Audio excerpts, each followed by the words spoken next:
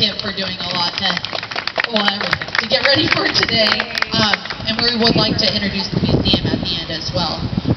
This is a very, very special day. Before we celebrate, I want to make sure everybody see us, hear us that made the trip. But I will try not to be teary. I'm a very emotional person.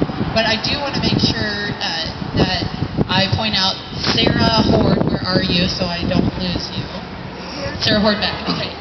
So the great-granddaughter of Heber Hord, who I'll be talking about, and the great-granddaughter of the man who built this home is here today to celebrate this occasion. And so I'm very excited, and I'm going to have her do the ribbon cutting for us today. It's a very special day.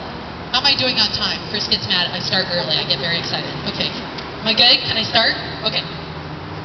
So I wrote out a very long thing. My kids said to cut it short, so I cut it in half, and then I had to cut it in half again. So this is the short version. It's very hot.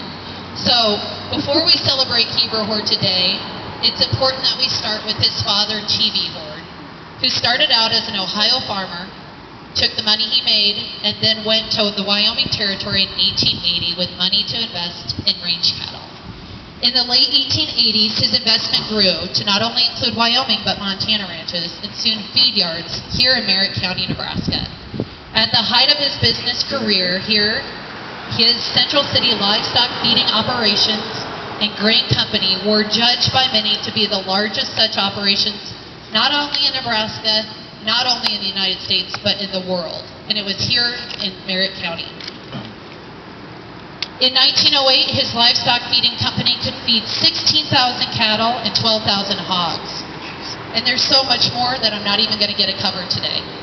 He established the Hord Land and Cattle Company, the Hord and Chauncey Cattle Company, the Heber Hord Alfalfa Meal Company, the 70,000-acre Lakeside Ranch, a number of lumber yards, feed and farm supply businesses in central Nebraska, and 50 grain elevators.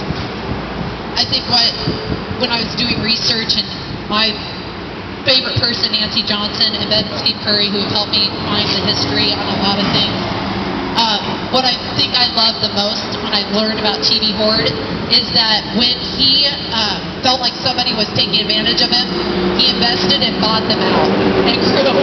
I just thought that was cool. So a lot of these businesses, he either thought he could do it better or thought he could do it less expensive, and he was a very, very smart businessman.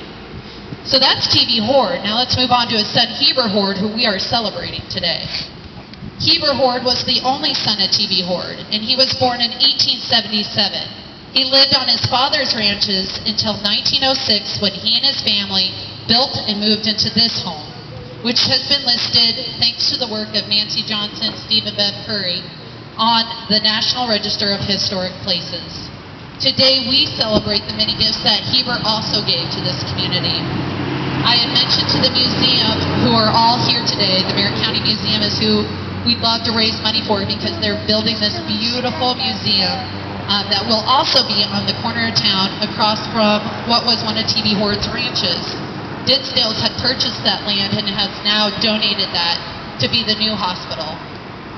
It's such a kind of an interesting turn of events, because one of the things that Heber Hord did, Heber Hord donated this land right here that was his father's home. And if you can imagine, his father, Heber Hord's home, was even bigger than this home. It was filled with stained glass windows and beautiful things.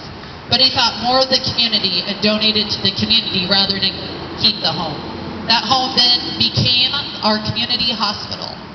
And that community hospital then was there until it was raised in 1959 when they built the new hospital.